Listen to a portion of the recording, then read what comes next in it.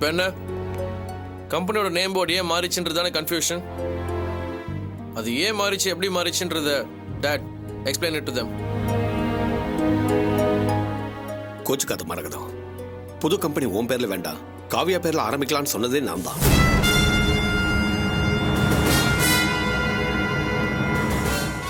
தப்பா நினைச்சுக்காத. சரி, உன் பேர்ல கம்பெனி ஆரம்பிக்கிறது சம்பந்தமா நான் போய் நம்ம ஜோசியரை பார்த்தேன். அவர் உன்னுடைய ராசி பலனை பார்த்துட்டு கிரகநிலை சரியில்லை, இப்போ உன் பேர்ல எதுவும் வேண்டாம் மருமக பேர்ல ஆரம்பிங்கன்னு சொன்னாரு. நேத்து டாட் வந்து இந்த விஷயத்தை ஆபீஸ்ல சொன்னபோது நான் முடியாது, we should keep mom's name only தான் சொன்னேன். நான் தான் அவனை பேசி சமாதானப்படுத்தினேன். உனக்கு ஜோசியத்துல நம்பிக்கை இல்லாம இருக்கலாம், ஆனா எனக்கு நம்பிக்கை இருக்கு. உன் தொழில நீ முன்னேறணும், நல்லா இருக்கணும்.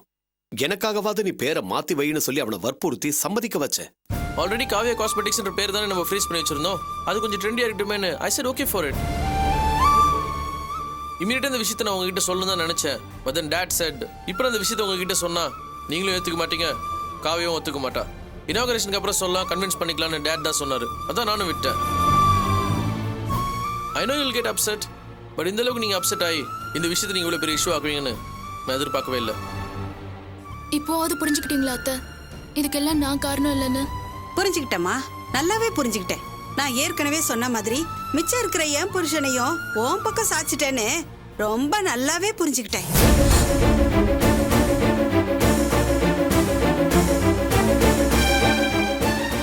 ஐயோ அத்தை, சத்தியமா நான் காரணம் இல்ல அத்தை, என்ன நம்புங்க ப்ளீஸ். என்ன மரகதம், உனக்கு என்ன புத்தி கிட்டு போச்சா? அந்த பொண்ணு உன்னை கன்வின்ஸ் பண்ண எவ்வளவு இறங்கி வருது, திரும்ப அந்த பொண்ணையே தப்பு சொல்லிக்கிட்டு இருக்க. I never expected this. எல்லார் வீட்ல யூசுவலா நடக்கிற இந்த மாமியார் மருமக சண்டை நம்ம வீட்ல நடக்கவே கூடாதுன்னு நினைச்சிட்டு இருந்தேன். இப்போ நடந்துருச்சு. I want to put full stop to this, okay?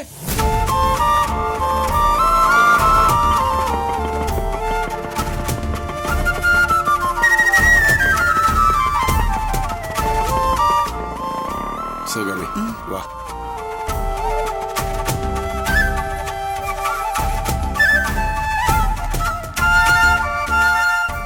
அப்பா வாங்கப்பா, வாங்கம்மா.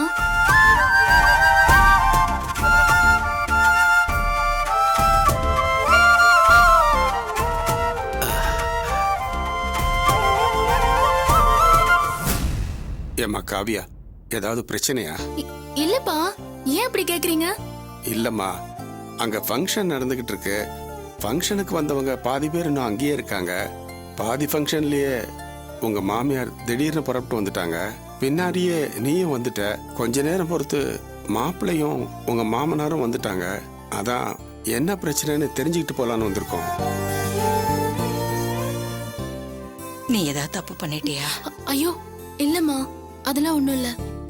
உனக்கும் சம்பந்திமாக்கு ஏதாவது பிரச்சனையா? அவங்க கோச்சிட்டு வந்த மாதிரி தெரியுது. இல்லம்மா, அத்தை எதுக்கு ஏன் மேல கோவப்படணும்? அவங்க என்ன பாசமா தான் பாத்துக்கிறாங்க. அத்தைக்கு தலை வலிக்குதுன்னு சொல்லி வீட்டுக்கு வந்துட்டாங்க.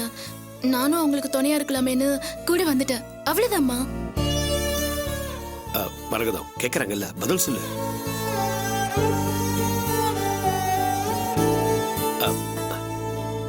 சமந்தே, ஒண்ணு இல்ல, தலைவலின்னு சொல்லி கிளம்பி வந்துட்டா. நாங்க என்னாச்சோ ஏதாச்சோன்னு தெரிஞ்சுக்கதான் இங்க வந்தோம். நீங்க ஒண்ணும் தப்பா எடுத்துக்காதீங்க. ஐயோ, நான் ஒருத்தி வந்தவங்களை நிக்க வச்சு பேசிட்டு இருக்கேன். வந்து உட்காருங்கம்மா. ஆமா, ஃபங்க்ஷன்ல ஏதாவது சாப்பிட்டீங்களா? சாப்பிடலையா? நம்ம வீட்லயே சாப்பிட்டு போங்க. அத்தை ரொம்ப நல்லா சமைப்பாங்க, வாங்கம்மா. இரு காவியா, நீ என்னதான் பேசி சமாளிச்சாலும் வீட்ல ஏதோ பிரச்சனை நடந்திருக்குன்னு எங்களால புரிஞ்சுக்க முடியுது. என்னம்மா நடந்தது? ஐயோ அம்மா, அதான் சொல்றேன்ல, ஒண்ணும் இல்லம்மா. நடந்ததை மறைக்கக்கூடிய அளவுக்கு உனக்கு சாமர்த்தியமும் பக்குவமும் இருக்குன்னா உன்னை பெத்தவனா எனக்கு அதுல பாதியாவது இருக்காது?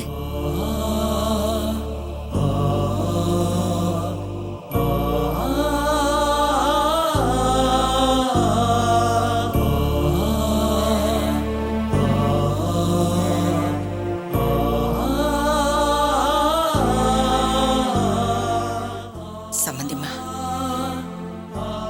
காலையில திறப்புழாம் போதே கவனிச்சேன். உங்க முகமே ஒரு மாதிரியா இருந்தது. காவியா தான் சமாதானப்படுத்தி உங்களை விளக்கேத்த வச்சா. அதுக்கப்புறம் நீங்க புறப்பட்டு வந்துட்டீங்க. அவளும் உங்க பின்னாடியே வந்துட்டா. என்னவோ பிரச்சனை நடந்திருக்குன்னு புரியுது.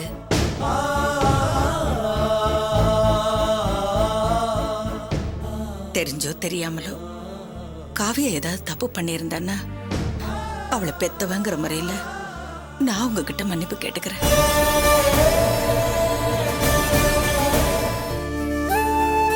தயவு செஞ்சு என் பொண்ணுகிட்ட விரோதம் காட்டாதீங்க. ஆமாங்க, உங்க எல்லார்கிட்டையும் கேட்டுக்கிறேன். இங்க என்ன பிரச்சனைன்னு எங்களுக்கு தெரியல. ஒன்றும் இல்லை. ஆனா தப்பு காவியா மேலதான் இருக்கும்னு நான் நினைக்கிறேன். காரணம், அவளுக்கு இந்த வீடு புதுசு. உங்க பழக்க வழக்கங்களுக்கு ஏத்த மாதிரி அவளை மாத்திக்கிறது கொஞ்சம் சிரமமா தான் இருக்கும்.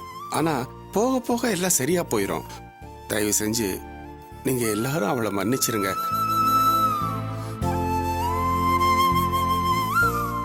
சம்மந்தி, எங்க மூத்த பொண்ணோட வாழ்க்கையை நினைச்சு நாங்க ரொம்ப வேதனைப்பட்டுக்கிட்டு இருக்கோம். காவியா தான் சந்தோஷமா வாழ்ந்துகிட்டு இருக்கான்னு நினைச்சுக்கிட்டு இருக்கோம். இப்போ அவ வாழ்க்கையிலயும் ஒரு கஷ்டம்னா நாங்க மொத்தமா நொறுங்கி போயிடுவோம். அதனாலதான் உங்க எல்லாரையும் கெஞ்சி கேட்டுக்கிறேன். அவ தெரிஞ்சோ தெரியாமலோ ஏதாவது தப்பு பண்ணியிருந்தா தயவு செஞ்சு அதை மன்னிச்சிருங்க. காவியா உங்க பொண்ணு மாதிரி சம்பந்தியமா.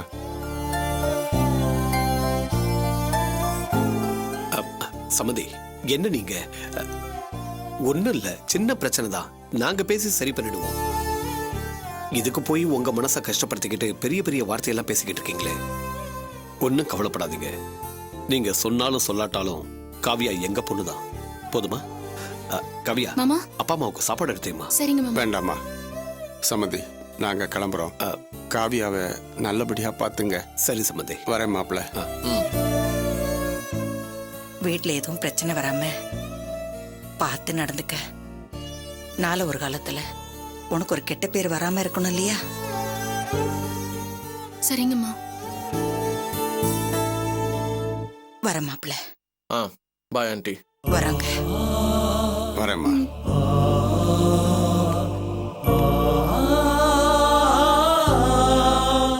பொண்ணை பெத்தவங்க எப்படி கண் கலங்கி வேதனைப்பட்டு போறாங்க பாத்தியா?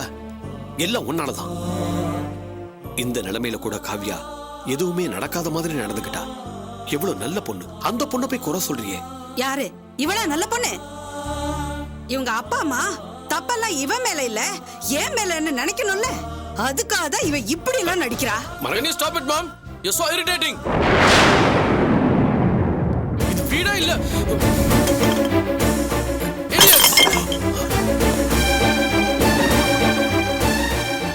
வேண்டாம் சிவகாமி, இதுக்கப்புறமும் என்ன நடந்தாலும் அதுல நாம தலையிடக்கூடாது. இது அவங்க குடும்ப விஷயம். காவியாங்க. இத பாரு, காவியா புத்திசாலி பொண்ணு, படிச்ச பொண்ணு. எந்த பிரச்சனையா இருந்தாலும் அவ சமாளிச்சுப்பா. வா போலாம்.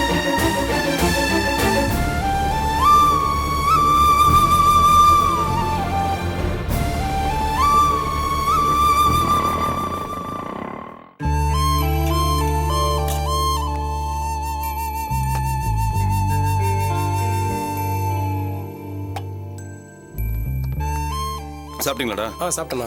சரி, அந்த 4278 வண்டி என்னன்னு பார்ப்போம்.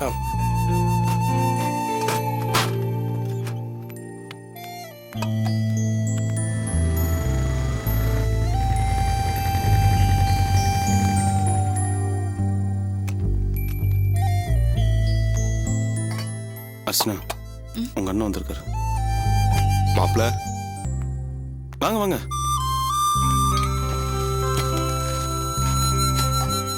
உட்காருங்க. அர்ச்சனா, உங்க அண்ணன் வந்திருக்காரு. ஒரு வார்த்தை வாங்கன்னு கூட கூப்பிட மாட்டியா?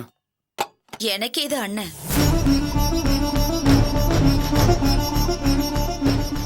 அர்ச்சனா, நீ பண்றது கொஞ்சம் கூட நல்லா இல்ல. இப்படிதான் நம்மளை தேடி வந்து உங்களோட மனசு கஷ்டப்படுற மாதிரி அவமானப்படுத்துறதா? நான் அப்படிதான். எதுக்காக தேடி வரணும்? நான் தான் வரவே வேணான்னு ஒதுங்கி இருக்கேனே. ஒதுங்கி இருக்கிறவங்களை தேடி வந்தா இப்படிதான் அவமானப்படணும். அர்ச்சனா, நீ பேசுறது கொஞ்சம் கூட சரியில்லை. பரவாயில்ல மாப்பிள்ள.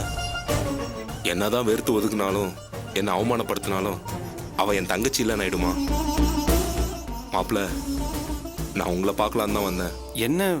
ஐயோ, நிக்கிறீங்களா? உட்காருங்க. நீங்களும் உட்காருங்க மாப்பிள்ள. சொல்லுங்க, என்ன விஷயம்? நேத்து வீட்டுல என்ன நடந்ததுன்னா, ஆனா அவர் எதுக்காக இப்படி போய் சொன்னாருன்னு எனக்கு ஒண்ணுமே புரியலம்மா. தீனாவுக்கு எனக்கும் எந்த சம்பந்தமும் இல்ல. இந்த எரியிற நெருப்பு மேல சத்தியம்.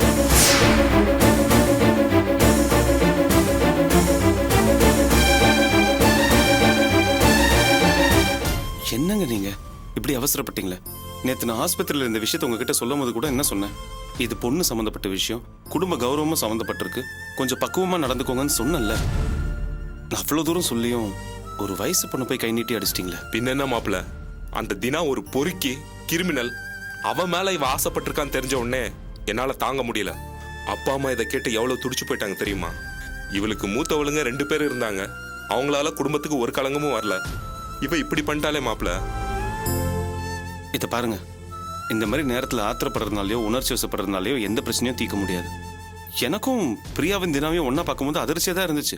இந்த விஷயத்த உடனே அர்ச்சனா கிட்ட சொல்லலான்னு வந்தேன். ஆனா இதை பத்தி கேட்கறதுக்கு அவ தயாராகவே இல்லை. அதான் ஹாஸ்பத்திரியில் உங்களை பார்த்தோன்னே இந்த விஷயத்தை எடுத்து சொல்லி பக்குவமா நடந்துக்கோங்கன்னு அவ்வளவு தூரம் சொல்லி அமிச்சேன். ஆனா நீங்க இப்படி அவசரப்பட்டீங்களே. இல்ல மாப்பிள, நான் பிரியாவை அடிச்சிட்டேன்னு நீங்க வருத்தப்படுறீங்க. ஆனா அவ தினாவுக்கு எனக்கும் எந்த சம்மந்தமும் இல்ல, நான் அவனை காதலிக்கவே இல்லைன்னு கற்பூரத்தை அணைச்சி சத்தியம் பண்றான். எனக்கு குழப்பமா இருக்கு மாப்பிள. ஏங்க, அப்ப நான் சொன்னதை நீங்க சந்தேகப்படுறீங்களா? ஐயோ, அப்படியெல்லாம் இல்ல மாப்பிள. அவ கற்பூரத்தை அணைச்சி சத்தியம் பண்ணான். அப்ப கூட நான் அவளை நம்பல. நீங்க சொன்னதை தான் நான் நம்புறேன். அதை அவகிட்டே சொல்லிட்டேன். அவ கற்பூரத்தை அணைச்சி சத்தியம் பண்ணதுனால அப்பா அம்மா சமாதானமாயிட்டாங்க. ஆனா என்னால அப்படி முடியல மாப்பிள. என்ன பண்றதுன்னே தெரியாம ஒரே குழப்பமா இருக்கு. இதை பாருங்க, காதல் விஷயத்துல பொண்ணுங்க எப்பவுமே கொஞ்சம் அழுத்தமாகவும் பிடிவாதமாகவும் தான் இருப்பாங்க. இப்போ பிரியா விஷயத்துலையும் அதான் நடந்திருக்கு. அதனால இந்த விஷயத்தை பற்றி மறுபடியும் பிரியா கிட்ட கேள்வி மேலே கேள்வி கேட்டு அவளை தொந்தரவுப்படுத்தாதீங்க. அதுக்காக நான் பிரியாவை அப்படியே விட்டுருங்கன்னு சொல்ல வரல. இப்போதைக்கு கொஞ்சம் இந்த விஷயத்தை தள்ளி போடுங்க. நம்ம பிரியாவை கண்காணிப்போம். ஆனால் நம்ம கண்காணிக்கிற விஷயம் பிரியாவுக்கு தெரியக்கூடாது. என்னைக்காச்சும் ஒரு நாள் கையும் களவுமா நம்ம கண்ணில் மாட்டும் போது அப்போ நம்ம பேசி இந்த பிரச்சனையை தீர்த்துப்போம்.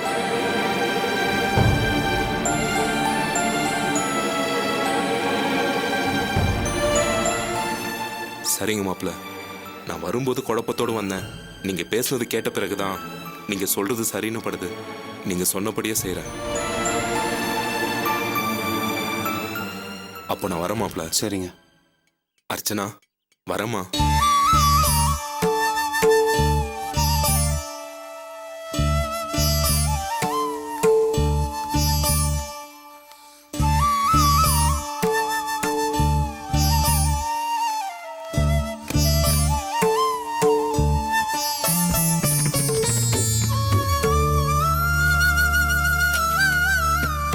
அர்ச்சனா, என்ன இருந்தாலும் நீ நடந்துக்கிட்ட விதம் கொஞ்சம் கூட சரியில்லை. நீங்க பண்றது கூட தான் சரியில்லை. நான் என்ன பண்ணேன்? நான் தான் அந்த குடும்பத்தோட ஒட்டும் வேணா உறவும் வேணா ஒதுங்கி இருக்கேன்ல. அப்புறம் எதுக்காக திரும்ப திரும்ப போய் அவங்க விஷயத்துல தலையிடுறீங்க? என்ன அர்ச்சனா பேசுற நீ? பாதிக்கப்பட போறது உன்னோட தங்கச்சி. உன் மனசு கொஞ்சம் கூட பதறல? பதறத்தான் செய்யுது. அதுக்காக அவங்க மேல மறுபடியும் இறக்கப்பட்டு உறவு கொண்டாட முடியுமா? அப்படி இல்ல அர்ச்சனா. கண்ணுக்கு முன்னாடி ஒரு பொண்ணோட வாழ்க்கை பாழா போகும்போது அது தெரிஞ்ச பொண்ணா இருந்தாலும் சரி, தெரியாத பொண்ணா இருந்தாலும் சரி, அவளை காப்பாற்ற வேண்டியது நம்மளோட கடமை தானே. அதுக்காக தான் நான் இப்ப எல்லா விஷயத்தையும் அவர்கிட்ட சொன்னேன். இதுக்காக ஒன்னும் நீ என் மேல வருத்தப்படாத. எனக்கு ஒன்னும் உங்க மேல வருத்தம்லாம் இல்ல. சரி, அப்ப நீ பத்திரமா வீட்டுக்கு போ. வாங்க. வாங்கக்கா. என்ன இவ்வளவு தூரம்? உன்கிட்ட ஒரு முக்கியமான விஷயம் பேசணும்பா. என்னக்கா, அதுக்காக நீங்க ஷெட் வரைக்கும் வரணுமா? நான் வீட்டுக்கு வந்த அப்புறம் பேசினா போச்சு. இல்ல செல்வம், உங்க அம்மா வீட்ல இருப்பாங்க.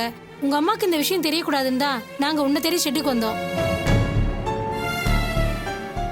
அம்மாக்கு தெரியக்கூடாதா? என்னக்கா விஷயம்? அது வந்து செல்வம், கொஞ்ச நாளைக்கு முன்னாடி உங்க அம்மா கிட்ட பணப்பழக்கம் அதிகமா இருந்துச்சு. அப்ப எங்களுக்கு 5000 10,000 வட்டிக்கு பணம் கொடுத்திருந்தாங்க. நாங்களும் வட்டியை கரெக்டா தான் கொடுத்துட்டு இருந்தோம். ஆனா இன்னைக்கு காலையில திடீர்னு வந்து அசலை உடனடியா திருப்பி கொடுங்கன்னு கேக்குறாங்க செல்வம். பணம் கொடுக்கும் போது அசலை எப்ப வேணா திருப்பி கொடுங்க, ஆனா வட்டியை மட்டும் கரெக்டா கொடுத்தா போதும்னு சொன்னாங்க. ஆனா இப்போ திடீர்னு மொத்த பணத்தையும் திருப்பி கொடுக்க சொன்னா எங்களால எப்படி செல்வம் கொடுக்க முடியும்? நாங்களே குடும்ப செலவுக்கு வட்டிக்கு கடன் வாங்கி தான்ப்பா செலவு பண்றோம். இப்ப மொத்தமா கொடுனா அது எங்களால முடியாது செல்வம். குடுக்கலன்னா நான் மனுஷியாவே இருக்க மாட்டேன். எனக்கு கொடுக்கற வட்டியை வேற எங்கேயாவது கொடுத்து பணத்தை வாங்கி கொடுன்னு சொல்றாங்கப்பா. எப்படியாவது உங்க அம்மா கிட்ட சொல்லி ஒரு 2 மாசம் டைம் வாங்கி கொடுப்பா. அதுக்குள்ள பணத்தை எப்படியாவது ரெடி பண்ணி கொடுத்துறோம். இதை சொல்லிட்டு போறதுக்கு தான் வந்தோம். சரிக்கா, நீங்க ஒன்றும் கவலைப்படாதீங்க. நான் அம்மா கிட்ட பேசுறேன். ரொம்ப நன்றி செல்வா. வரோம் அர்ச்சனா. கிளம்புறோம். வரோம். வரேன்.